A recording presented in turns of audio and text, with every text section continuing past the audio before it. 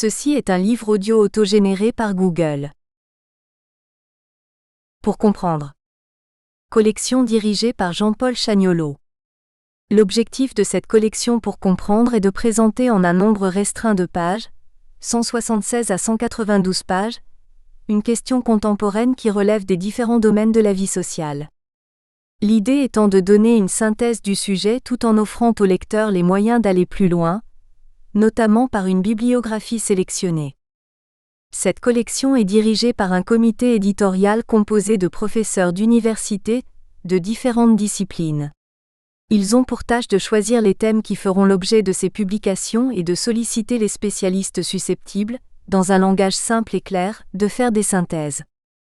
Le comité éditorial est composé de Maggie Albet, Jean-Paul Chagnolot, Dominique Château, Jacques Fontanelle, Gérard Marcoux, Pierre Muller, Bruno Péquineau, Denis Rolland.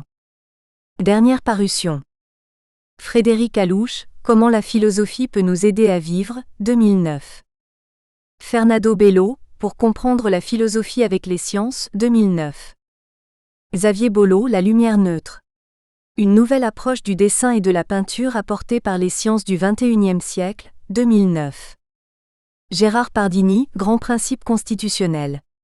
Institution publique française, 2009. Marc Penouille, Gabriel Poulalion, Sociologie pour les sciences sociales, 2008. Joël Balazu, Heidegger, 2008. Aziz Jellab, Initiation à la sociologie, 2008. Jean Bardy, La philosophie dans les pas de Socrate, 2008. Jean-Claude Van Duyssen et Stéphanie Jumel, Le développement durable, 2008. Olivier Abiteboul, Comprendre les textes philosophiques. Concept en contexte, 2008. André Collet, France-Amérique, 2 siècles d'histoire partagée, 17e-18e siècle, 2007. À Ève. Qui éveilla notre insatiable curiosité. Ève Lucien Lévy-Durmer, 1896. Ce qui se conçoit bien s'énonce clairement. Nicolas Boileau. Introduction. Que périssent en première ligne d'éventuelles appréhensions. Non, la démarche philosophique n'est pas nécessairement hermétique, ennuyeuse, poussiéreuse ou réservée à une quelconque élite intellectuelle. Aucun être conscient de son identité ne peut totalement esquiver les questions existentielles, le besoin de réfléchir au sens de sa vie. Depuis maintenant plus d'un siècle, la psychanalyse, les théories quantiques et relativistes, les modèles cosmologiques ou encore, la génétique bousculent les concepts les plus fondamentaux qui étayent toute réflexion sur le monde et la destinée humaine, le temps et l'espace, la conscience, l'intelligence, l'indéterminisme et la causalité, les valeurs éthiques, notre rapport à une réalité objective. Follon J. Monsieur, Watt. 1973. Copyright ADAGP, Paris 2009.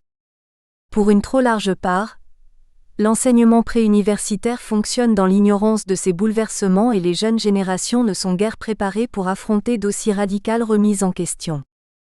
Que dire du mode de vie inculqué, axé sur la croyance en un progrès et une croissance illimitée, menant à de redoutables impasses si est délibérément négligé le développement d'une sagesse, d'une certaine frugalité que devrait engendrer la méditation philosophique?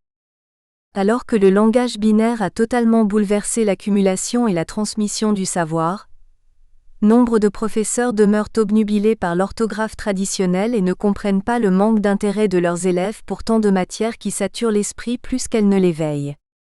L'enfant s'étonne de tout. Ne devrions-nous pas mieux préserver cette capacité de nous émerveiller, de poser les questions les plus essentielles? Un philosophe, c'est quelqu'un qui n'a jamais vraiment pu s'habituer au monde.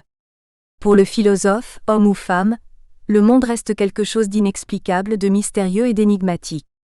Les philosophes et les petits-enfants ont par conséquent une grande qualité en commun. J. Gardner 1. Lorsqu'une vérité apparaîtra trop évidente, nous chercherons régulièrement à en prendre le contre-pied. Ce sera une façon de nous méfier des habitudes confortables. Prenons-nous immédiatement au mot et réagissons ainsi à l'extrait cité. Si le philosophe est celui qui a conservé la capacité de s'interroger, n'est-ce pas le propre du scientifique confronté quotidiennement à l'inexpliqué? Qui, mieux que le chercheur dans son laboratoire, sait qu'une nouvelle découverte soulève généralement plus de questions qu'elle n'apporte de réponses? Faut-il dès lors s'étonner de constater que tant de problèmes philosophiques soient tombés dans le domaine de la science et que les plus grands physiciens en arrivent à soulever des questions métaphysiques? Et si notre curiosité est à ce point précieuse, n'est-il pas tout aussi important d'apprendre à vivre en harmonie avec cet univers qui nous a engendrés, d'en savourer les mystères et de cultiver notre jardin, de être philosophe, ne serait-ce pas cultiver également la faculté de considérer la vie avec philosophie, de relativiser les problèmes en nous rappelant que d'ici à peine une centaine d'années, tous les êtres humains qui peuplent aujourd'hui la Terre auront disparu? Nous négligerons dès lors d'approfondir les grandes théories, peu accessibles aux non-initiés, qui prétendent offrir une explication globale, voire définitive, et qui monopoliseraient pour elles-mêmes notre effort de réflexion. Une inversion de sens a donc fait que les philosophes ne nous invitent plus à comprendre que leur propre système. Or un système philosophique n'est pas fait pour être compris, il est fait pour faire comprendre. J.F. Revel 3. Ce qui rejoint la boutade, le philosophe naît dans un monde qu'il ne comprend pas et meurt dans un monde qui ne le comprend pas. Les premiers amis de la sagesse, philosophos en grec, furent à la fois savants, métaphysiciens et moralistes. L'acquisition de connaissances allait de pair avec le souci d'améliorer le comportement social. Au XVIIe et XVIIIe siècle encore, de grands penseurs comme Descartes, Pascal, Voltaire ou Diderot accordèrent autant d'attention à la réflexion morale que à la recherche scientifique. Mais tandis que les religions monothéistes prétendaient régenter la dimension éthique, les sciences affinaient leurs instruments d'investigation et monopolisaient l'édification d'un savoir objectif. La philosophie pure se retrancha dans des domaines qui échappent à l'expérimentation et à la démonstration, et qui ne passionnent guère le non-spécialiste. La métaphysique, la théologie, l'épistémologie, l'ontologie, l'esthétique. Parallèlement, la figure du personnage exemplaire, le sage, le saint, le maître, s'est effacée.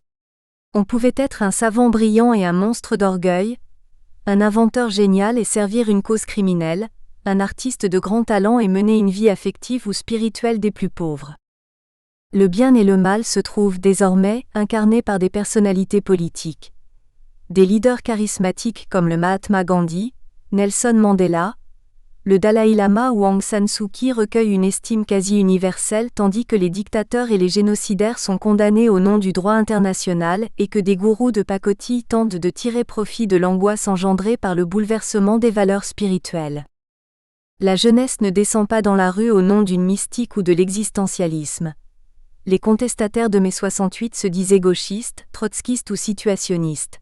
Les étudiants chinois réclamaient sur la place Tiananmen plus de démocratie, et les émeutes dans les banlieues ont pour cause le chômage et la frustration de ne pouvoir totalement intégrer une société basée sur la prétention au droit à consommer toujours davantage. Le siècle passé a vu l'apogée des idéologies. Le fascisme et le communisme ont bouleversé l'histoire des peuples sur tous les continents. Un libéralisme mondialisant a pris le relais, stimulant l'accélération d'un progrès considéré par certains comme suicidaire car basé sur la surexploitation de la terre et de ses hôtes les moins privilégiés, suscitant aussi l'espoir qu'une liberté d'action et de communication croissante mène vers un renouveau des valeurs humanistes ou au contraire, la crainte qu'un consumérisme boulimique génère le plus insidieux des totalitarismes. Bien peu de place, en effet, est encore réservée à une réflexion individuelle sur le bonheur et la destinée humaine, sur le réveil d'un esprit philosophique. D'autant que la chute de l'idéologie marxiste et la désaffection des églises a laissé un vide en passe d'être comblé par les intégrismes religieux. L'idéologue, à l'instar du philosophe qui construit un système, tente d'élaborer une théorie qui aurait réponse à tout et qui risque dès lors d'éteindre un peu plus toute velléité d'un authentique questionnement, lequel se nourrit d'hypothèses paradoxales autant que du silence dans lequel il s'épuise. Développer la disposition intellectuelle à laquelle nous vous invitons, c'est également prendre de la distance par rapport à nos préoccupations ordinaires, découvrir davantage de détachement vis-à-vis de ses désirs, des craintes, des angoisses et des misères, grandes ou petites, qui mobilisent peut-être excessivement notre attention. Notre premier objectif ne sera donc pas ici d'accumuler des connaissances supplémentaires mais plutôt de chercher à cerner les questions les plus fondamentales, de mettre en question notre besoin inné de questionner, d'accepter la multiplicité ou l'impossibilité de réponse et ainsi, de développer un peu plus ces merveilleuses qualités que sont l'ouverture d'esprit, la tolérance, la sérénité, l'ébauche d'une sagesse face à notre finitude, à l'immensité du cosmos et de notre ignorance. Certains propos vous apparaîtront sans doute absurdes, inutilement provocateurs ou tout simplement sans intérêt. Peut-être êtes-vous de ceux qui se satisfont d'exercer leur bon sens, ou qui s'appuient sur une croyance ferme pour donner une orientation à leur vie. C'est bien évidemment votre droit le plus strict. Efforcez-vous tout de même de visiter les chapitres qui vous sont proposés sans préjugés, notre bon sens, la chose du monde la mieux partagée car ceux qui en manquent n'en réclament pas davantage. 4 se retrouvent aujourd'hui quelque peu désorientés, et nous avons tenté de vous offrir des approches variées et peu conformistes. L'être humain, en particulier à l'aube de l'âge adulte, est porteur de contradictions, riche de remises en question. Nous agissons régulièrement de façon raisonnable, en appliquant des principes éprouvés par notre expérience. Parfois, ce sont des réflexes primaires ou des sentiments viscéraux qui prévalent tandis que même l'agnostique convaincu se surprend occasionnellement à reproduire l'une ou l'autre attitude religieuse ou superstitieuse par mimétisme, empathie ou conditionnement culturel. Parallèlement à la soif de découvrir, que devrait encourager l'étude des sciences, l'esprit philosophique doit éveiller une réelle humilité teintée d'ironie. Ne pas se prendre trop au sérieux et s'armer d'humour pour mieux affronter les fanatismes de tout horizon. Clôturons donc cette introduction en reconnaissant tout simplement que notre ouvrage ne prétend pas apporter quoi que ce soit de novateur. Il n'est qu'une modeste compilation, une synthèse caricaturale parfois estimeront certainement l'un ou l'autre spécialiste, des principales questions et options philosophiques. Si celle-ci se révèle abordable par le lecteur néophyte, et si celui-ci apprécie une approche que l'auteur a voulu aussi ouverte que possible, ce dernier se trouvera largement récompensé de son travail. 1. Les grandes questions philosophiques. www.jf-batelier.com. D'où venons-nous? Quelle est l'origine de toute chose? D'où vient la vie? L'univers est-il éternel? Les philosophes de l'Antiquité étaient astronomes, et les cosmologues d'aujourd'hui, qui s'attaquent au mystère des premiers instants de la formation du monde, nous proposent des modèles d'univers très métaphysiques, inconcevables par notre imaginaire, que seules les formulations mathématiques arrivent à décrire. Notre intellect s'est formé sur la base d'expériences quotidiennes, à la surface de notre petite planète. Tout événement nous paraît avoir nécessairement un début et une fin, et s'il fut couramment admis pendant des millénaires, que l'univers était éternel, cette notion a naturellement éveillé une certaine perplexité. L'idée selon laquelle le monde a une histoire, il subit une évolution et vieillit, ne s'est imposée que très récemment aux yeux des scientifiques. Les astres se meuvent, mais la régularité de leur déplacement a conforté longtemps la représentation d'un univers immuable. Pourtant, tous les mythes fondateurs évoquent un enfantement, une création du monde par les dieux. La conception créationniste, malgré les évidences scientifiques et les progrès de la scolarisation, connaît un regain d'intérêt, surtout aux États-Unis.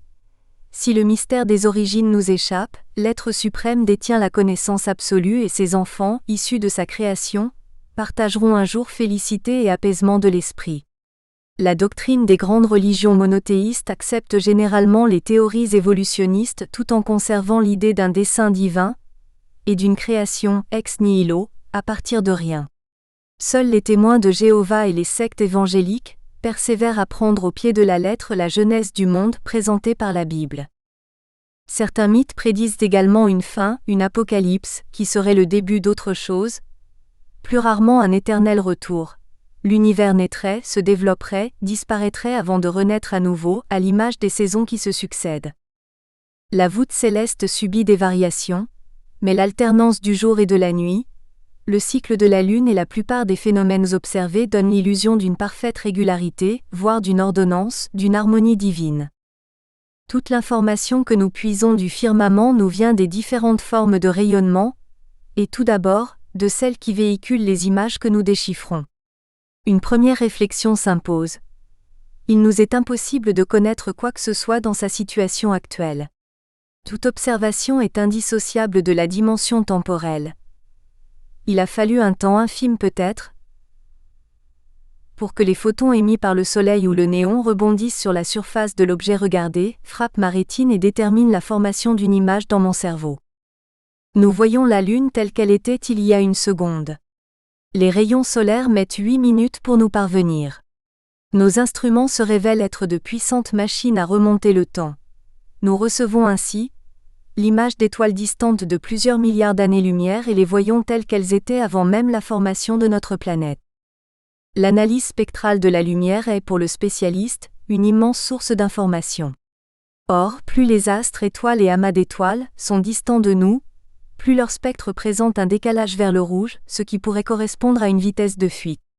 L'astronome Edwin Hubble, en 1929, déduit de ces analyses que les galaxies s'éloignent les unes des autres à une vitesse croissante comme si une titanesque explosion avait préludé à leur formation. L'univers gonflerait. Il renforce ainsi l'hypothèse du chanoine belge Georges Lemaître qui 2 ans plus tôt, à partir de la théorie de la relativité, avait suggéré que l'univers était en expansion. Depuis, la théorie du Big Bang a rallié la quasi-unanimité du monde scientifique. L'observation de la nucléosynthèse primordiale, la répartition des atomes plus légers et des atomes plus lourds formés beaucoup plus tard corrobore cette hypothèse. En 1965, c'est la découverte du rayonnement de fond cosmologique, résidu d'à peine 2,7 degrés au-dessus du zéro absolu, qui attesterait de l'explosion initiale, de ce que l'univers était avant la formation des premières galaxies, un plasma d'hydrogène et d'hélium infiniment dense et brûlant. Et les équations des chercheurs, qui activent le grand accélérateur de particules dans le sous-sol de Genève, en arrivent ainsi à traquer l'état du cosmos entier, vieux de quelques 14 milliards d'années, tel qu'il aurait pu être à moins d'1 milliardième de seconde de son commencement. Ces prodigieuses découvertes scientifiques ont beau nous laisser pantois, notre curiosité n'en demeure pas moins insatisfaite. Qu'y avait-il avant le Big Bang ? Le plus simple serait de réduire à rien la question en se rappelant l'affirmation d'Einstein : l'espace et le temps sont les modes par lesquels nous pensons et non les conditions dans lesquelles nous vivons. Plus on se rapprocherait de l'instant zéro, plus l'univers serait concentré et replié sur lui-même, moins vite s'écoulerait le temps et plus l'espace se courberait. La question, et avant notre univers ? Serait aussi vide de sens que celle, et en dehors de l'univers ? Une analogie pour tenter très approximativement d'illustrer la vanité de ces questions serait de considérer que plus la matière est dense, plus il nous faudrait de temps, d'énergie, pour franchir une distance. À l'instant zéro, l'univers serait réduit à un point sans dimension et de densité infinie. Le temps, l'espace et toute possibilité de mouvement seraient figés, annihilés comme nos questions. Et si notre philosophe se demande alors : pourquoi dans ces conditions tout a-t-il commencé ? Le croyant pourra toujours lui répondre que l'évolution présuppose la création.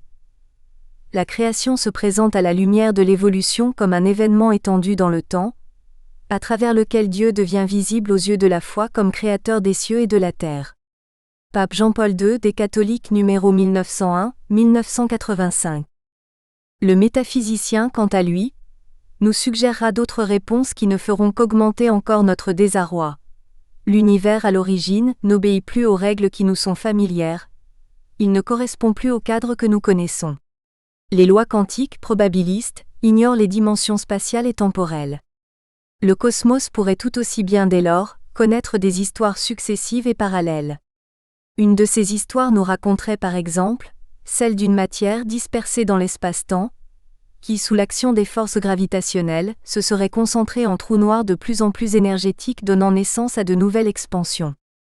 L'histoire de notre univers que les astrophysiciens cherchent à reconstituer n'en serait qu'une parmi une infinité d'autres. Et la science-fiction de s'en donner à cœur joie.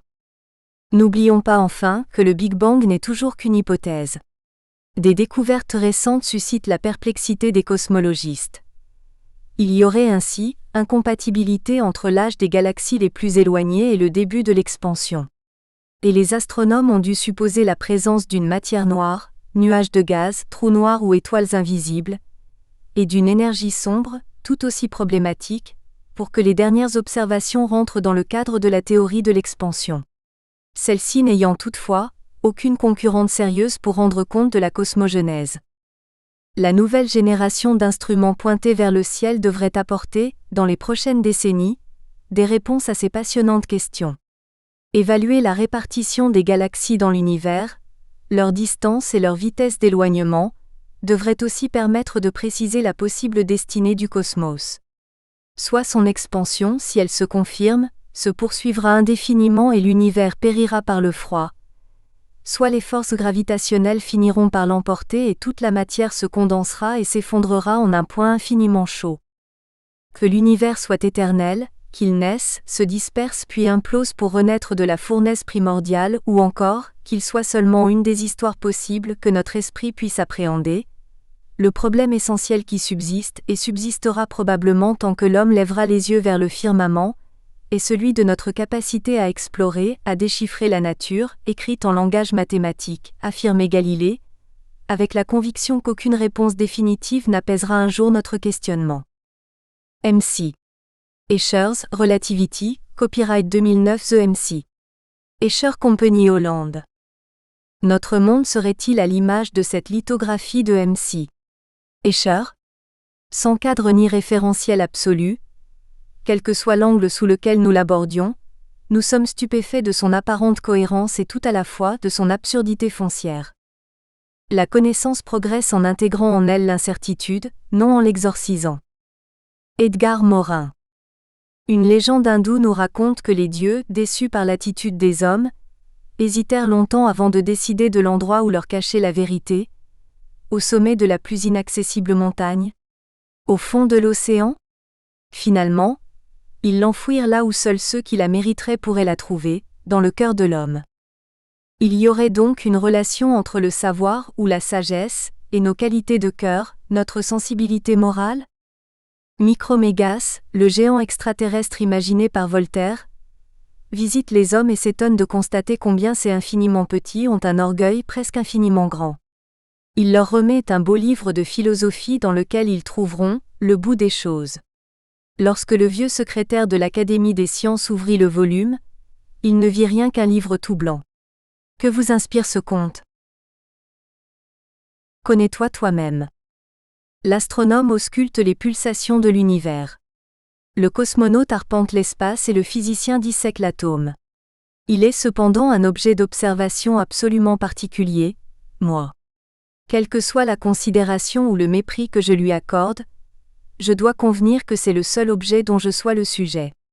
Je l'explore de l'intérieur, tout autre que moi le frôle superficiellement. En vain m'opposerez-vous le psychothérapeute et la psychanalyse. Ils peuvent certes éclairer d'un jour intéressant l'origine de mon apathie ou la cause de ma boulimie. Quand bien même vous me déballeriez mon héritage génétique, les failles et les chances qui ont creusé le sillon de mon existence, l'obscur mécanisme inconscient dont je suis victime, tout cela maintenant c'est moi. Cela peut être le point d'aboutissement naturel de toute question. Ou notre premier point d'interrogation. Abordons-le par le biais de la dérision. La tête que j'ai. Je me présente. Voilà, c'est moi. Enfin. C'est difficile. Comment vous expliquer? Je dois d'abord vous dire que ma femme n'a jamais apprécié mon nez. Trop busqué, disait-elle, je ne supporte plus de me trouver nez à nez avec lui. Et puis mes yeux. Quand tu me fais tes yeux de merlan frit, ça me coupe l'appétit. Et puis le reste. Ce genre de détails dont elle vous dit, comme c'est mignon, on le croquerait, alors qu'elle pense à 1000 collectionne les modèles réduits. Bref, ma femme m'a toujours adoré, mais vous aurez compris que ce n'est pas pour mon physique. Or son père est chirurgien. Joli papa, le roi de la plastique, c'est ainsi que je l'appelle. Vous imaginez les repas le dimanche en famille. Alors chérie, ce nez, quand te décides-tu? Et pour le pénis, papa, ça se fait bien pour les transsexuels? De quoi, avouez-le, se sentir mal dans sa peau. Comme elle considéra finalement qu'il y avait plus à changer qu'à conserver, elle opta sans oser m'en parler pour la totale. Il suffisait de transplanter mon cerveau. Son père fut enthousiaste. Pensez donc redresser un nez, un sein, une fesse, c'est commun. Faire un échange standard de cerveau, c'était une première. Et comme il ne trouvait pas non plus son beau-fils beau, il le fit. Ma femme avait déniché l'oiseau rare, un niais beau comme Apollon qu'elle séduit à l'idée de gagner en intelligence et qui accepta donc de devenir échangiste. Il ne comprit jamais ce qui lui était arrivé quand il se réveilla avec son cerveau niais, et ce physique ingrat qui était le mien. Quant à moi, j'avais donc ignoré ce qui se tramait, et un matin je me réveille avec un mal de tête épouvantable. Et ma femme contre moi qui se trémousse, qui me murmure des choses. Je me dis, à croire qu'elle parle à un autre. Je m'en sens complètement transfiguré. Je vais dans la salle de bain me jeter de l'eau sur le visage, et là, dans le miroir. Je n'en crois pas mes yeux, c'est un autre qui me regarde, ahuri, droit dans les yeux. Je tourne la tête, personne. Nous sommes alors plongés dans le regard l'un de l'autre. Je ne réussissais pas à me rendre à l'évidence, l'autre c'était moi. Ma femme vient à mon secours. Elle se love dans mes bras, m'enlace avec ses jambes comme un serpent et me susurre, « Aie confiance. Je n'ai jamais aimé que toi. » Je jette tout de même un œil dans le miroir, et voilà que je vois ma femme dans les bras de l'autre. Je la repousse bien sûr, traîtresse. Tu me trompes sous mon nez. Pour qui me prends-tu ? Ne te fie pas aux apparences, répond-elle, ne sens-tu pas ? Je vous passe les détails, mais c'est vrai que je me suis surpassée. Je ne me reconnaissais pas moi-même. J'ai eu ensuite besoin de me changer les idées, et je suis sortie prendre l'air. Il me sembla tout découvrir d'un autre œil. Les gens étaient bizarres, des voisins enfin de ne pas me reconnaître. Les étrangers par contre me saluaient. Ça fait chaud au cœur, des gens qui ne vous rappellent rien et qui vous traitent en vieille connaissance. Et puis soudain incroyable. Je tombe nez à nez avec moi. Hallucinant. Mon double, mon sosie. Bien sûr, notre ressemblance lui saute aux yeux aussi, encore qu'il semble moins subtil que moi. Nous étions tellement stupéfaits.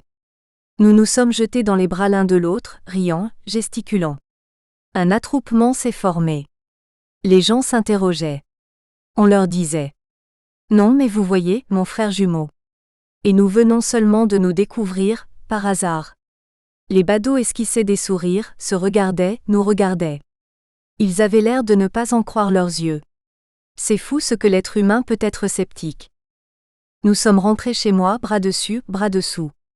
Ma femme non plus ne nous a pas cru. J'avais beau lui dire « Regarde, regarde ». Mon sosie semblait lui répugner, lui rappeler de mauvais souvenirs. Elle était furieuse quand je l'ai invitée à dîner. Nous avons après regardé mes photos d'enfance, ça aurait pu être les siennes. Mais il n'avait pas l'air de bien réaliser, comme s'il n'avait plus toute sa tête. Maintenant nous sommes 3. Ma femme s'y est faite. Elle m'a dit éprouver des remords. Je l'ai rassurée, ce n'est pas mon genre de tirer la tête. Pourtant je ne sais comment vous expliquer, mais il m'arrive de me sentir étranger à moi-même, avec mon nez busqué, mes yeux de merlan frits, mes petits accessoires et cet air niais à cause duquel sans doute, je ne sais trop comment vous expliquer. D'accord. Ce monologue n'est pas très sérieux. Un clin d'œil à cet artiste de génie que fut Raymond DeVos, et dont certains sketchs soulignent si plaisamment l'absurdité de notre condition. Il n'empêche. Le langage, notre meilleur moyen de communication, révèle les limites de la connaissance que nous pouvons avoir de nous-mêmes. Connais-toi toi-même, aurait rappelé Socrate, comme si ce seul objectif suffisait aux philosophes, ou pour mieux souligner la vanité de notre prétention à expliquer intégralement quoi que ce soit.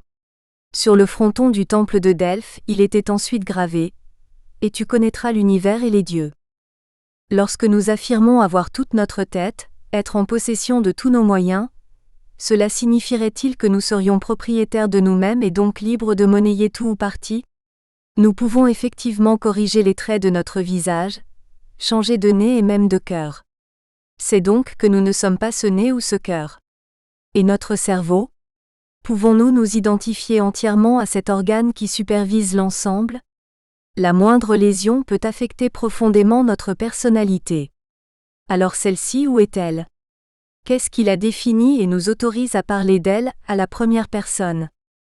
Quoi de plus naturel que de commencer une phrase par moi, je, ou de décliner son identité comme si porter un nom et avoir une date de naissance faisait de nous une personne homogène, déterminée une fois pour toutes, définitivement identifiable. Songe. Songe. Ne sont-ce que mensonges ? Car il nous est évident que d'instant en instant nous vieillissons, nous évoluons, nous changeons parfois radicalement, à la suite d'un événement, d'une prise de conscience, d'une révélation. Non seulement, si nous étions tentés de croire en une vie après la vie, nous serions bien en peine d'imaginer qui survivrait de l'enfant que nous fûmes ou du vieillard que nous serons peut-être, mais nous avons conscience que notre personne est en fait constituée d'un amalgame de multiples personnages.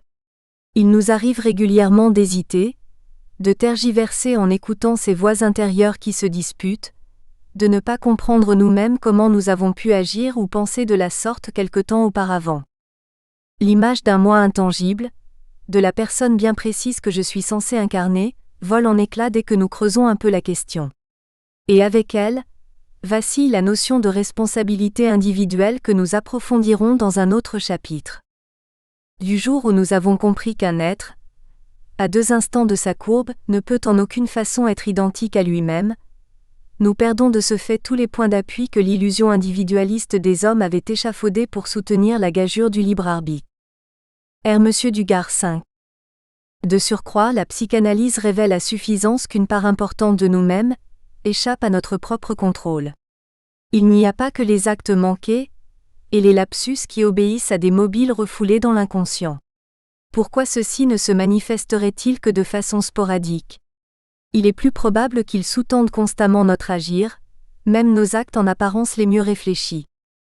Et si, dans le temps, la conception d'une personne bien déterminée est ainsi battue en brèche, nous pouvons de même nous interroger sur la prétention d'une individualité spatiale. Nous savons parfaitement que notre corps baigne dans un milieu avec lequel il interfère sans discontinuer. Nous respirons et nous transpirons, nous assimilons et nous éliminons, des microbes nous agressent, des bactéries travaillent à notre survie en assurant ainsi la leur. N'est-il pas très arbitraire de délimiter, au sein d'un tel fouillis de réactions chimiques et de luttes organiques, cet espace clos qui nous délimiterait, nous appartiendrait, nous personnaliserait ? Que subsiste-t-il, finalement, par-delà l'infinie succession des organismes et la mouvance des personnalités qui nous habitent ? Une collection d'informations accumulées au sein des gènes, des bibliothèques et d'Internet, la vocation de celle-ci se limitant à se perpétuer aveuglément.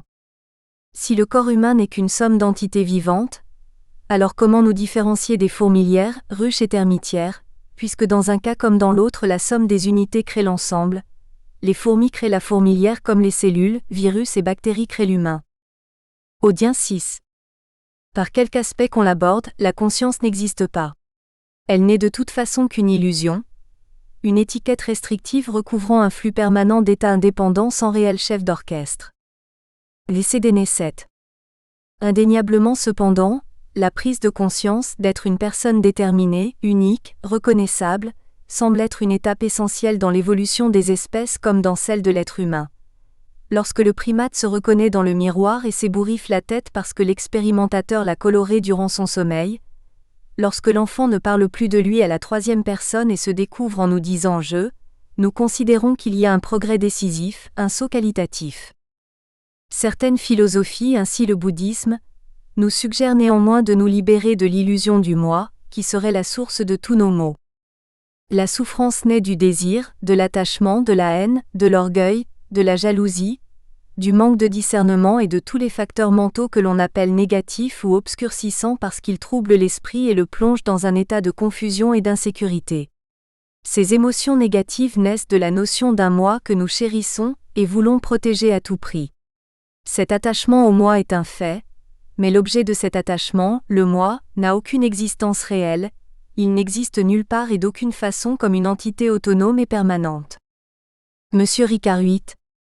Le pratiquant de Kyudo, l'art traditionnel du tir à l'arc au Japon, vise son ego au travers de la cible, tout en s'appliquant inlassablement. Il cherche à sublimer la peur d'échouer et l'exaltation d'un succès dérisoire. Le moine tibétain, par-delà le flot des pensées perturbatrices, s'efforce d'aboutir à une vacuité intérieure durant de longues heures de méditation. Nul doute que semblables techniques puissent contribuer tout autant que notre aimable bavardage à l'épanouissement d'une réflexion métaphysique. Mais accéder définitivement à un état de non-mental, à la négation de tout désir serait synonyme de mourir et nous semblerait dès lors peu satisfaisant si nous considérons que l'éveil à l'esprit philosophique est davantage recherche d'un art de vivre. L'autoportraitiste par lui-même, photocomposition de Bernard Champon. Pourquoi ce cliché ne s'intitule-t-il pas simplement « autoportrait » ? S'agit-il d'un pléonasme ou le peintre s'efforce-t-il d'exprimer l'impossible en utilisant 2 miroirs? Nous distinguons 4 têtes, mais où le peintre peut-il le mieux découvrir son véritable visage? Sur son tableau, dans un des 2 miroirs, ou sur la photo qui le révèle dans son aspiration? Imaginez que l'opération évoquée dans notre préambule burlesque soit réalisable. Le cerveau d'une personne atteinte d'un cancer généralisé est transplanté dans le corps d'un individu décédé à la suite d'une tumeur cérébrale. L'opéré se découvre. Et si ce cerveau n'avait trouvé qu'un corps du sexe opposé? Réflexion éventuellement en rapport avec la problématique du transsexualisme. Certains individus souffriraient d'un dédoublement de la personnalité de Jekyll et Hyde, l'un étant inconscient des méfaits de l'autre. Écoutons le premier plaider sa cause. Je est un autre. J'assiste à l'éclosion de ma pensée, je la regarde, je l'écoute. Arthur Rimbaud. Nous sommes les autres, c'est-à-dire que nous sommes devenus avec le temps ce que les autres, nos parents, les membres de notre famille, nos éducateurs, ont fait de nous, consciemment ou non. Henri Laborit. L'homme ne descend pas du singe. Il est un singe parmi d'autres. Jean-Jacques Hublin. Poussière d'étoile 9. Tout le monde visible n'est qu'un trait imperceptible dans l'ample sein de la nature. Nulle idée n'en approche. Nous avons beau enfler nos conceptions au-delà des espaces imaginables, nous n'enfantons que des atomes au prix de la réalité des choses. Pascal, Pensée, 1656. Les chiffres retenus ici sont très approximatifs. Les évaluations astronomiques sont régulièrement réajustées en fonction des modèles cosmologiques et des dernières découvertes. Notre souci se limite à fouetter notre imaginaire. Efforçons-nous d'enfler nos conceptions l'espace de quelques pages. Le Soleil, la plus proche étoile qui nous chauffe et autour de laquelle gravite notre planète, est 1 million de fois plus volumineux que celle-ci. Réduisons cette masse à la dimension d'une balle de ping-pong. La Terre, un grain de sable à peine visible, est propulsée sur une trajectoire elliptique à une distance de l'ordre de 5 à 10 mètres tandis que Pluton se balade à plus de 200 mètres. À la même échelle, les télescopes révèlent des astres qui seraient aussi imposants que nos plus hauts gratte-ciel. Si nous comprimons davantage notre grain de sable et conférons à la Terre la taille d'un atome, soit quelques 10 millionièmes de millimètre, le Soleil et son cortège de planètes évoluent dans un cercle d'1 millimètre de diamètre. L'étoile la plus proche, Alpha Centaure, dont la lumière met 4 ans pour nous parvenir, est encore distante de 2,50 m. Le Soleil est une étoile assez ordinaire, excentrée parmi les milliards d'astres regroupés dans notre galaxie, une galette enflée en son milieu et qui tourne sur elle-même. Lorsque nous contemplons la Voie lactée, nous voyons le disque sur son épaisseur et donc un très grand nombre d'étoiles. Son centre se situerait à 12 ou 13 km de notre système solaire en réduction. Il serait constitué d'un trou noir, une étoile dont la masse équivalente à 4 millions de fois celle du Soleil se serait effondrée sur elle-même. À la même échelle toujours, il nous faut ensuite franchir plus de 1000 km pour rejoindre la galaxie la plus proche de la nôtre, Andromède, 2 fois plus volumineuse que celle à laquelle appartient le Soleil. Galaxie M81 NASA Courtesy of nasaimage.org. Notre galaxie est probablement semblable à M81. Des milliards de galaxies, regroupant des myriades d'étoiles, peuplent l'espace et s'étalent sur quelques 14 milliards d'années-lumière, ce qui porte encore les confins de l'univers observable, dans notre modèle réduit où nous vivrions sur un atome, à une dizaine de millions de kilomètres. L'imagination s'épuise à considérer des nombres à ce point étrangers aux mesures qui nous sont familières. La sarabande effrénée de tous ces mondes est pareillement étourdissante. La Terre, tout en effectuant une rotation sur elle-même en 24 heures, est propulsée autour du Soleil à 30 km par seconde. Le système solaire virevolte autour du centre galactique à 230 km par seconde. La nébuleuse, enfin, effectue une rotation complète en 250 millions d'années. Quant aux galaxies les plus éloignées, elles semblent nous fuir presque aussi rapidement que les corpuscules de lumière qui nous les révèlent et voyagent à 300 000 km par seconde. À cette vitesse, 30 000 fois supérieure à celle de nos engins spatiaux, nous ferions 10 fois le tour de notre planète en une seconde. Et si nous regardons par l'autre bout de nos instruments, nous perdons tout aussi rapidement pied face à l'abîme de l'infinime petit. Raccrochons-nous un instant à l'esprit imaginatif de Bernard Werber.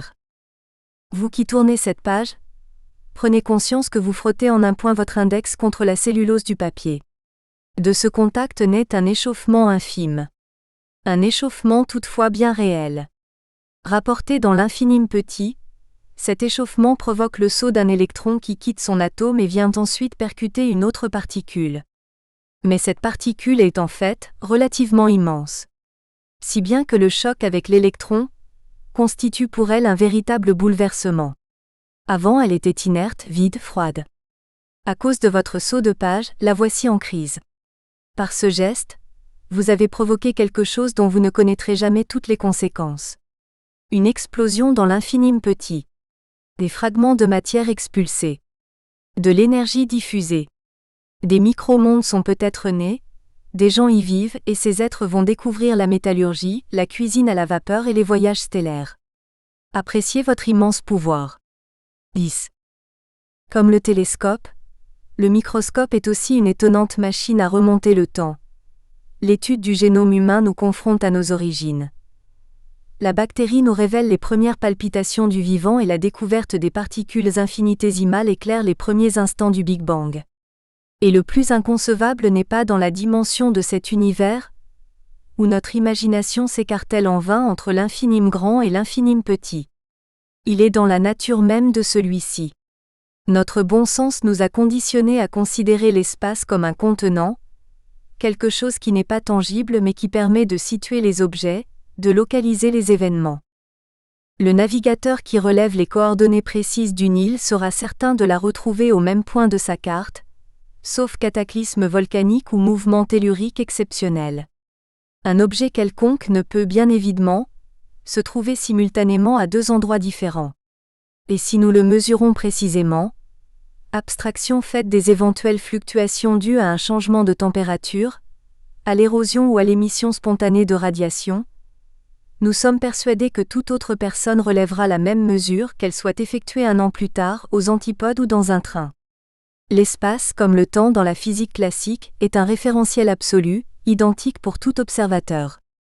Cependant, depuis que la théorie d'Albert Einstein a été énoncée en 1905, généralisée 10 ans plus tard et confirmée depuis par un nombre important d'observations, toutes ces convictions ont été complètement bousculées. Nous devons maintenant admettre que l'espace en soi, vide d'objets, est une notion vide de sens. Non seulement l'espace n'a pas de réalité propre, mais tout se passe comme s'il était courbé par la présence d'objets massifs, lesquels contracteraient tout autre objet en fonction des forces gravitationnelles que celui-ci subirait jusqu'à le faire disparaître complètement à nos yeux si la densité de la matière le confinait à un trou noir. L'espace et le temps ont définitivement perdu le caractère de référentiels absolus, identiques pour tout observateur, quels que soient les déplacements qu'il effectue ou les forces gravitationnelles qu'il subit. Si nous ne disposions dans le vide sidéral d'aucun point de repère, les notions d'immobilité ou de mouvement uniforme n'auraient absolument aucun sens. Seules, accélération et décélération demeureraient perceptibles. Encore serions-nous parfaitement incapables, enfermés dans une fusée sans hublot, de distinguer si nous subissons effectivement une accélération ou si nous tombons dans le champ d'attraction d'un corps quelconque. Le point de départ des bouleversements de la physique et de notions apparemment aussi évidentes que le temps et l'espace fut la constatation de l'invariance de c. 300 000 km par seconde, la vitesse de la lumière et des ondes électromagnétiques. En quoi cette découverte a-t-elle remis en cause non seulement notre conception de l'univers, mais des convictions qui relevaient, semblait-il, d'une logique élémentaire ? Si vous courez dans un train, dans la même direction que sa propre course, vous vous déplacerez plus vite par rapport à l'espace, plus exactement par rapport à la voie ferrée et aux arbres qui l'abordent, que le voyageur sagement assis dans son compartiment. Mais si vous allumez une torche électrique, la vitesse de son rayon lumineux sera toujours identique, qu'elle soit mesurée par un occupant du train, un observateur placé au bord de la voie ferrée ou un voyageur installé dans un train vous croisant en sens inverse. On peut être allergique aux mathématiques et se découvrir capable de comprendre une équation relativiste à partir d'un exemple très simple. Si vous roulez en voiture à 60 km/h et que vous heurtez un autre véhicule se déplaçant en sens inverse à 30 km/h, vous conviendrez que le choc ressenti sera similaire à une collision entre votre voiture roulant à 90 km/h et l'autre véhicule à l'arrêt. Tout naturellement, nous appliquons la loi d'addition des vitesses. Mais plus les vitesses considérées approchent celles de la lumière, moins cette loi correspond aux constatations expérimentales. À la limite, c la vitesse de la lumière plus c égale c. Une équation de Lorentz rend compte de cette divergence, au lieu de v égale v+, nous obtenons. Remplaçons v par 60 km/h et v par 30 km/h. La multiplication de ces deux vitesses donne un résultat extrêmement faible par rapport au carré de la vitesse de la lumière. Le dénominateur reste égal à 1, nos deux vitesses s'additionnent. Remplaçons v et v par c, notre dénominateur vaut alors 2 et les vitesses ne s'additionnent plus. La vitesse de la lumière ne peut être dépassée. Profitons-en pour éclairer quelque peu la célèbre formule E égale m2. Un grain quelconque de matière équivaut à une énergie colossale, sa masse multipliée par le carré de la vitesse de la lumière. Lors d'une explosion atomique, seuls quelques grammes du matériau radioactif sont transformés en énergie, avec les résultats que l'on sait. Magie de la mathématique qui fait intervenir une vitesse ne correspondant à rien de réel, pour interpréter correctement la réalité. Au niveau de nos actions quotidiennes, considérer que le temps s'écoule semblablement et qu'un objet quelconque a une masse et une mesure identiques pour tout observateur semble évident. C'est que nous ne subissons guère de variations quant au champ de gravité que nous traversons, et les vitesses auxquelles nous nous mouvons sont dérisoires par rapport à celles de la lumière. Mais l'astronaute qui se déplacerait à 200 000 km par seconde ou qui se risquerait aux abords d'un trou noir dont le champ de gravité absorbe tout, même la lumière qu'il devrait émettre, évoluerait dans un monde où tout objet serait rétréci, comme lui-même, et où son temps propre serait ralenti. Il ne s'agirait nullement d'une illusion d'optique, même si, revenu parmi les siens, il constaterait que les objets de sa cabine ont retrouvé leur dimension originelle, lui aurait moins vieilli que ses anciens contemporains. Illustrons ceci. Imaginons que la vitesse de la lumière soit 1 million de fois moindre, plus précisément qu'elle soit égale à celle du son. Nous entendrions le coup de tonnerre dans l'instant où nous serions éblouis par l'éclair. Rien de bien perturbant. Par contre, le pilote de Formule 1 et son engin nous apparaîtraient fortement contractés suite aux effets relativistes et l'hôtesse de l'air, soumise régulièrement à de fortes accélérations et voyageant à 800 km/h, constaterait que ses enfants vieillissent plus vite qu'elle et même la dépassent en âge. Enfin, aucun engin ne pourrait franchir le mur du son, autrement dit atteindre la vitesse de la lumière, car la théorie de la relativité nous apprend que sa masse deviendrait infinie. À la surface de la Terre, notre ancêtre, ignorant la rotondité de la planète, aurait pu décider de chercher le bout du monde en se déplaçant toujours droit devant lui, par mont et par mer. Sa surprise aurait certainement été grande de se voir revenir sensiblement à son point de départ. De même, il n'est pas totalement inconcevable que l'univers, aussi gigantesque fût-il, ne soit pas infini. Il ne serait pas illimité, mais rien ne le bornerait, même pas le vide. L'astronaute aurait beau maintenir parfaitement son cap, il subirait la courbure de l'espace et ferait le tour du cosmos. Encore faudrait-il qu'il dispose des milliards d'années nécessaires et qu'il puisse rattraper les galaxies les plus lointaines, lesquelles, nous l'avons vu, semblent bien foncer dans le vide à une vitesse proche de celle de la lumière. Il y a un peu plus d'un siècle à peine, faire voler un engin plus lourd que l'air était inconcevable pour la plupart des personnes. Les pionniers disposaient pourtant de solides arguments. Imaginons un dialogue entre un jeune exalté et un vieux sceptique. Quelle est dans ce chapitre l'affirmation qui vous rebute le plus, à laquelle votre bon sens refuse peut-être d'adhérer? N'est-il pas plus insensé de croire en l'astrologie? Qui n'a jamais été tenté par la lecture de son horoscope? Il n'y a pas de fumée sans feu. Comment pourrait-il y avoir réchauffement sans apport de chaleur? Nos grands-parents se sont posé la question quand ils ont découvert le four à micro-ondes. Et vous? Pourriez-vous relever d'autres applications de découvertes scientifiques, auxquelles nous sommes familiarisés et qui demeurent étrangères au sens commun? Chrono-rêve. Dans la pénombre sans mémoire où les genoux éternisent leur noir basalte de silence. Il advient qu'un ennui vaporeux se condense en figure de vie. Une fois ce fut nous. Ses jouets qu'intriguer le dieu flair est très doux. Sur ses paumes longtemps éprouve puis balance. Tant qu'à force d'y sous-peser sa nonchalance.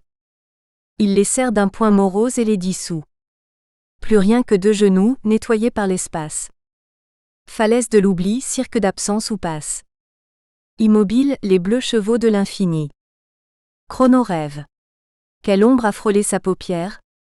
Les hauts genoux vacants, tel un avarni, attendent de bercer la nouvelle poussière. Relevons dans ce poème de Robert Vivier tous les mots qui se rapportent au temps qui passe, et ceux qui expriment le caractère éphémère et aléatoire de notre condition. Pour tenter de nous situer à l'échelle du temps, limitons-nous à ce système solaire que nos sondes spatiales commencent à explorer, et réduisons l'histoire de celui-ci à une simple semaine, la semaine de la création selon les écrits bibliques. Lundi minuit.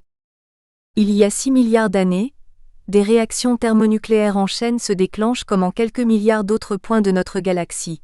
Une étoile naît, le Soleil. Des météorites, des nuages de gaz et de poussière, éjectés par l'astre ou captés par son champ de gravité, se mettent en rotation autour de lui, se heurtent, se condensent. Mardi soir. La Terre est une masse en fusion. Elle entame, il y a maintenant 4 milliards et demi d'années, un lent refroidissement. Mercredi. Il pleut durant des millions d'années, les océans se forment, une multitude d'éléments s'y dissolvent. Dans cette soupe chaude primitive, les premières bactéries puis des algues apparaissent. Vendredi. Une atmosphère se constitue, elle filtre les rayons solaires et va permettre à la vie de conquérir les marécages, la terre ferme, les airs. Dimanche 20h. La fin de la semaine est toute proche, les dinosauriens règnent en maître. Dimanche 23h55. Les dinosaures se sont éteints depuis plusieurs millions d'années. Les préhominiens apparaissent il y a 7 millions d'années. Dimanche 23h59 59 secondes. La civilisation égyptienne va s'épanouir durant 6000 ans, 6 dixièmes de seconde à l'échelle de la semaine. La nôtre, si nous la caractérisons par le machinisme, l'automobile, l'avion, le téléphone, est vieille de 2 centièmes de seconde. Petite consolation si cela s'avère nécessaire. Durant ce bref instant, l'espérance de vie dans les pays privilégiés a quasi doublé en passant de 45 ans à 80 ans. Qu'adviendra-t-il de la Terre et de l'homme, d'ici à peine le prochain dixième de seconde? La sensation que nous avons de l'écoulement du temps est particulièrement subjective. Tel feu rouge sur notre chemin quotidien nous semblera mettre une éternité à passer au vert. Mais si un matin nous voulons profiter de cet arrêt forcé pour descendre de notre voiture et retirer notre veste, il est probable que nous aurons l'impression que le signal, par quel malin plaisir, s'est empressé ce jour-là. Avoir le temps, être dans les temps, perdre ou prendre son temps, autant d'expressions qui soulignent l'emprise d'un concept apparemment si familier mais dont la nature intime nous échappe. Le présent n'est que la limite fluctuante entre un passé qui n'est plus, et un avenir qui n'est pas encore. Il est pourtant le cadre dans lequel la réalité s'inscrit, l'un étant aussi insaisissable que l'autre. La dimension temporelle est-elle intrinsèque à notre univers, ou liée à notre perception de celui-ci? Nous avons le sentiment intuitif que le temps est indissociable de ce que nous appelons le réel. Il ne peut que s'écouler de toute éternité, et rythmer les fluctuations de la matière. Succession des événements, corrélation entre chaque image du film qui se déroule, enchaînement inéluctable de séquences tour à tour cause et effet, les notions d'explication et de compréhension n'auraient aucun sens dans un monde atemporel. Cependant nous éprouvons tout aussi intuitivement que la vitesse de l'écoulement du temps est tributaire de notre état d'esprit et de la durée déjà vécue. Moins il reste de temps à notre disposition, plus il semble nous filer rapidement entre les doigts. Certaines peuplades n'auraient pas cette aptitude, ou cette absurde propension à se projeter dans l'avenir. L'indigène, emprisonné, se laisserait mourir de faim, impuissant à se soutenir de l'espoir d'une libération future. Tenter d'objectiver la mesure du temps compta parmi les premières préoccupations intellectuelles de l'humanité. Depuis longtemps, la durée d'une heure est définie comme la 24e partie du retour du jour. Mais comment mesurer celui-ci, et être certain qu'il ne subit pas d'infimes fluctuations? Nous savons aujourd'hui que la durée de rotation de la Terre sur elle-même se modifie insensiblement, notamment en raison de l'influence de notre satellite, la Lune. La révolution des planètes autour du Soleil varie également, la masse de celui-ci fondant chaque seconde de plusieurs tonnes transmutées en énergie. Pour définir une unité de temps afin de mesurer celui-ci, il faut d'abord être en mesure de mesurer celle-là. Galilée aurait constaté que la durée d'un pendule, son mouvement d'aller-retour, est constante, quelle que soit l'amplitude de ce mouvement en comptant ses propres pulsations cardiaques. On peut supposer que celles-ci se sont accélérées quand son intuition lui a paru se confirmer. Et les chronomètres d'utiliser désormais ce principe pour mesurer le rythme cardiaque. Temps et mouvement étant indissociables, les physiciens partent du postulat de l'invariabilité de certains phénomènes pour définir un étalon intangible, ainsi les oscillations du quartz ou l'horloge atomique animée par l'atome de césium. En balayant le caractère absolu de l'espace, c'est aussi la conception d'un temps absolu, s'écoulant identiquement partout et pour tous, que la théorie de la relativité a effacé. S'il apparaît légitime de considérer, à la surface de notre planète, que le temps s'écoule semblablement pour tout un chacun, il n'en va pas de même dans les accélérateurs de particules qui permettent de déceler des éléments dont la durée d'existence est extraordinairement brève en gonflant leur temps propre.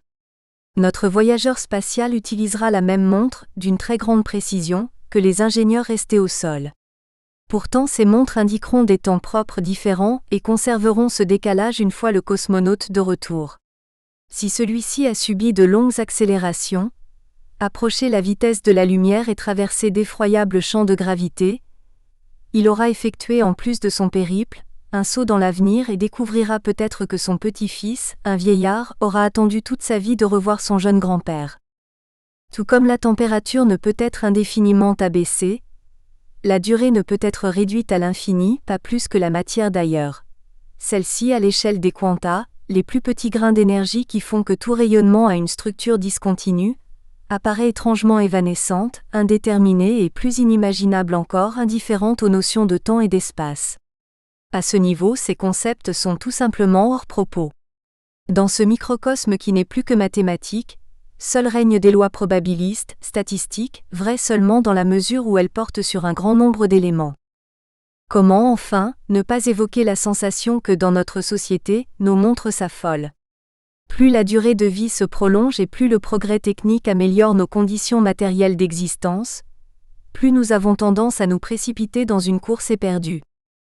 D'ici quelques décennies à peine, le temps pourrait se révéler, malgré une espérance de vie qui devrait dépasser le siècle, comme une denrée des plus précieuses.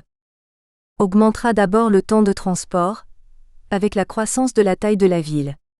Il deviendra une sorte de temps esclave où l'on pourra continuer à consommer et à travailler. Malgré ce temps contraint, beaucoup réaliseront qu'ils n'auront jamais le temps de tout lire, tout entendre, tout voir, tout visiter, tout apprendre.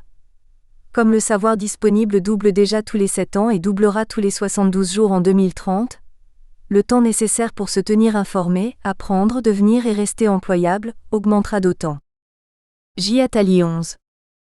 Dès à présent, un nombre croissant de personnes cherchent à retrouver l'apostrophe ici et maintenant, en pratiquant des techniques de relaxation, le yoga, la méditation zen.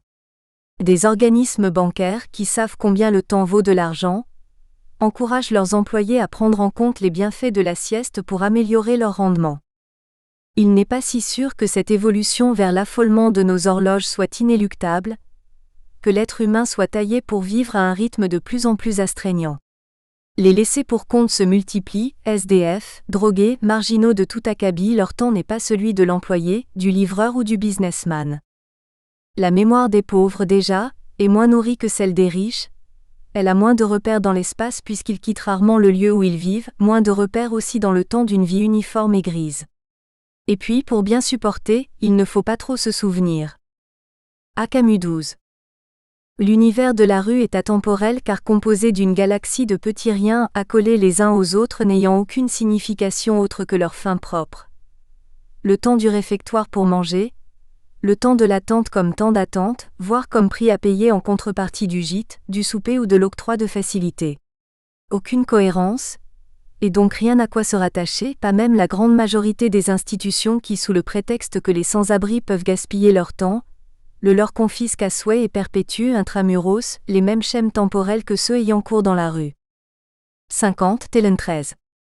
Les troubles de la mémoire auxquels, à tout bien considéré, nul n'échappe, montrent à suffisance la subjectivité du temps qui passe. Se remémorer, c'est reconstruire sa relation à un instant passé, la rejouer en intégrant inévitablement tout ce qui s'est passé depuis, comme M. Proust. Pour qu'un souvenir ne change pas, il faudrait qu'il ne se soit rien passé depuis que le temps se soit arrêté. Un Rosenfield 14 donne ainsi l'exemple d'un homme souffrant d'un syndrome grave lui faisant oublier tout acte qu'il vient d'effectuer. Cet homme n'a, en raison même de sa maladie, aucun sens du temps. Il jouit certes encore des souvenirs d'avant, de ce que nombre de neurologues appellent la mémoire à long terme, mais il est incapable de les réutiliser dans un nouveau contexte. On ne peut même plus dire que pour lui, le temps s'est arrêté, car il ne jouit simplement plus de la capacité de percevoir un changement temporel. Ces souvenirs lointains que je continue d'avoir, s'interroge Rosenfield à propos de ce patient, sont-ils toutefois de vrais souvenirs au sens d'habitude prêté à ce mot ? Ne pouvant être rapportés à rien de ce qui se passe immédiatement, ils sont fatalement désarticulés.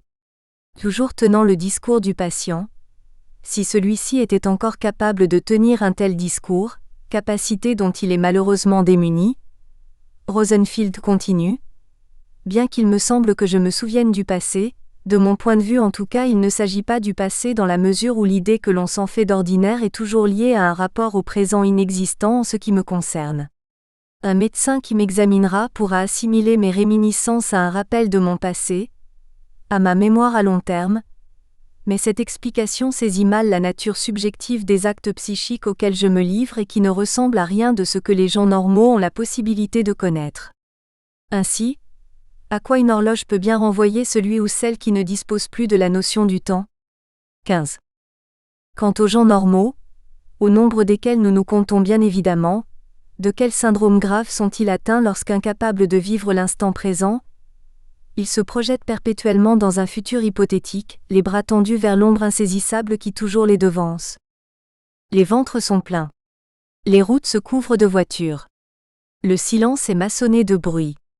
Le temps qui passe ne nous appartient plus. Autre chose apparaît, un fascisme à l'envers où la multitude opprimée par un individu devient l'individu opprimé par la multitude. Vous allez dans les rues, celles de Colmar ou celles de Buenos Aires, puisque maintenant elles se valent. Les véhicules s'engendrent à l'infini comme la viande rouge qui sort du hachoir. Un moteur imbécile vous vrille les oreilles. Il est compris entre deux moteurs qui sont intercalés entre d'autres moteurs, et cela jusqu'à votre mort. Le chat morne défile sur le goudron, instant recommencé d'un vertige d'instant où l'être cesse de s'appartenir pour devenir une tête blessée. Herbert 16. Des réactions se dessinent, des tentatives encore timides pour redécouvrir la valeur du carpe diem, de la méditation, de l'oisiveté. La raison veut-elle que nous nous inclinions devant un processus que l'on dit irréversible ? Ou bien ne nous invite-t-elle pas plutôt à nous soustraire à une telle galopade quand rien ne la justifie ? Une simple remarque m'inciterait à emprunter la seconde voie.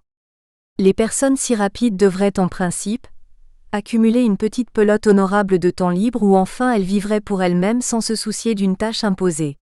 Or à l'évidence elles me semblent vivre misérablement dans une sorte de pénurie, étant toujours à la recherche des quelques instants où elles seraient délivrées d'un forcing épuisant. P117. 17. Autant suspend ton vol, implore le poète. Nous voudrions profiter longtemps des meilleurs moments de notre vie, or les plus belles heures sont celles qui passent le plus vite. On vit de plus en plus vieux, mais on a de moins en moins le temps. Pourtant, moins il nous en reste, mieux nous le prenons. La théorie de la relativité nous apprend donc que nous pouvons, d'une certaine façon, voyager dans l'avenir. Pourquoi pas dans le passé ? À quel paradoxe se heurte cette hypothèse ? Imaginons une brève histoire dans laquelle, l'univers ayant entamé une phase de contraction après une longue expansion, le cours du temps s'est inversé. Désormais, les effets précèdent les causes, notre vie se déroule à rebours. Angoisse de la naissance inéluctable. Cette hypothèse est envisagée et réfutée par Stephen Hawking, Une brève histoire du temps, Flammarion, 1989, page 184 et suivre. Le temps est le bien le plus rare parce que c'est le seul bien qu'on ne puisse ni produire, ni donner, ni échanger, ni vendre. J. Attali. Pourquoi l'univers? Et la vie? Et moi? Et si le problème ne résidait pas dans l'absence de réponse, mais dans la formulation de ces questions? Nous pouvons supposer, en retraçant l'évolution des espèces, que l'intelligence s'est développée comme instrument de survie. Mal armé face aux carnassiers ou aux virus, l'Homo sapiens a domestiqué le feu, l'agriculture, l'atome en se dotant des pouvoirs sans cesse croissants de la science.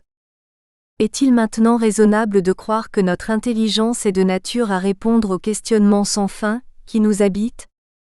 Ma conviction est que l'homme se trouve tout au début de son aventure intellectuelle, que son âge mental est extrêmement bas au regard de celui qu'il est appelé à prendre. Cette notion de l'immaturité, de l'infantilisme de notre espèce suffirait à me convaincre que d'un très long temps, nous n'avons à espérer que des réponses naïves et grossières aux grandes questions qui nous préoccupent. Il n'est d'ailleurs pas sûr que l'humanité ait assez d'avenir pour épuiser toute la connaissance dont sa condition cérébrale la rendrait capable, et il est extrêmement douteux que cette condition même l'habilite à une compréhension totale de l'univers. J. Rostand 18. Pierre-Yves Trémois, Einstein 1965 Copyright ADA-GP Paris 2009. La chose la plus incompréhensible du monde, c'est que le monde soit compréhensible. Déclarait Albert Einstein. Mais que devons-nous entendre par compréhensible? Suffirait-il que tous les événements soient prévisibles, qu'ils répondent rigoureusement à une théorie physique globale pour que notre esprit soit satisfait? Dans le domaine des particules élémentaires comme dans celui du comportement des organismes évolués, la chaîne des réactions est d'une telle complexité que toute prédiction absolue semble aujourd'hui impossible. D'autant que la seule présence de l'observateur fausse irrémédiablement le déroulement du phénomène observé. Et quand bien même la totalité des phénomènes observables apparaîtrait régie par un corps de lois mathématiquement cohérent, nous en serions toujours à ne pas comprendre pourquoi il en serait ainsi, et pas autrement. L'aspiration à tout comprendre du monde, correspondrait-elle à une impossibilité conceptuelle? Il se pourrait en définitive, que le mot le plus difficile à définir soit « compréhensible ». Et Jean Rostand de conclure: je comprends de moins en moins le sens du mot comprendre. 19. La physique moderne, écrit Fritjof Capra, a confirmé de façon spectaculaire l'une des idées de base de la spiritualité extrême-orientale. Tous les concepts que nous employons pour décrire la nature sont limités, ce ne sont pas des caractéristiques de la réalité comme nous avons tendance à le croire, mais des créations de l'esprit parties de la carte et non du territoire. Toutes les fois que nous élargissons le domaine de notre expérience, les limitations de notre pensée rationnelle deviennent évidentes et nous devons modifier, voire abandonner, certaines de nos conceptions. 20. Notre besoin d'intelligence, nos interrogations, se sont probablement formés à partir de nécessités primaires. Comprendre l'animal pour s'en protéger ou le capturer, étudier la nature pour mieux l'apprivoiser en l'imaginant commandée par des dieux, eux-mêmes animés de caprices et de drames semblables aux nôtres, ou soumis à des lois mathématiques. Cette démarche, nous l'appliquons naturellement à tout ce que nous observons et à notre propre existence. Quand nous agissons après réflexion, nous poursuivons une intention. La sélection naturelle semble n'avoir accordé la survie qu'aux titulaires d'aptitudes parfaitement adaptées à cette fin. La toile de l'araignée, les pinces du crabe, l'hiérarchie sociale des insectes. Plus stupéfiant encore que l'adoption progressive de tels instruments, le cycle de reproduction de certaines espèces semble relever d'une recherche laborieuse se transmettant de génération en génération par encodage génétique et résultant d'une mystérieuse collaboration entre micro-organismes. Ainsi l'odyssée fantastique de la douve Fasciola hepatica. Ce parasite de 25 mm élit domicile dans le foie d'un ruminant où il va pondre quotidiennement quelques milliers d'œufs. Ceux-ci, incapables d'éclore auprès de leur géniteur hermaphrodite, doivent se débrouiller pour gagner l'intestin et rejoindre le monde extérieur. Les larves minuscules vont alors chercher un cours d'eau, traquer une sorte d'escargot afin de pénétrer dans sa peau et de rejoindre son foie où elles subissent une seconde mutation. Mais comment ensuite passer du foie de l'escargot à celui d'un ruminant, transhumance indispensable pour perpétuer le cycle? Les larves asexuées se multiplient d'abord comme pour multiplier leurs chances. Elles abandonnent leur hôte, abrité dans les mucosités qu'ils secrètent. Celles-ci attirent des fourmis. Elles seront les véhicules choisis pour terminer le périple. Les cercaires d'ouve en réduction infestent ce nouvel hébergeur, envahissent ses organes et chargent l'une d'entre elles d'investir le cerveau afin de prendre les commandes de la fourmi. Il s'agit en effet de la droguer afin qu'elle abandonne chaque soir ses congénères et aille stupidement se percher à la cime des herbes dans l'attente d'être broutée, et de permettre aux parasites de regagner le foie nécessaire à l'achèvement du cycle. Comment ne pas être tenté de discerner un plan, l'intervention d'une intelligence qui échappe à la nôtre, dans l'édification de stratégies aussi sophistiquées? Comment expliquer qu'un ver, équipé d'un système nerveux des plus rudimentaires, puisse semblablement gérer des comportements aussi complexes dans l'intérêt de son espèce? Sans doute commettons-nous l'erreur de ne pas reporter ces observations à leur véritable échelle. Pour un individu achevant un parcours complet, combien de milliers d'égarés? Pour une espèce survivant quelques millions d'années, combien de tentatives avortées?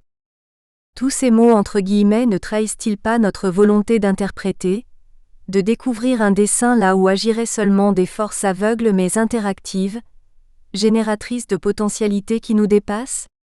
Et Voltaire d'avouer: l'univers m'embarrasse et je ne puis songer que cette horloge existe et n'est point d'horloger. 21. Nous sommes très fiers de nos jambes de bipèdes. La position verticale, en libérant nos membres supérieurs, aurait favorisé l'utilisation. Nous espérons que vous avez apprécié cet aperçu. Pour continuer à écouter ce livre audio sur Google Play Livres, utilisez le lien dans la description de la vidéo.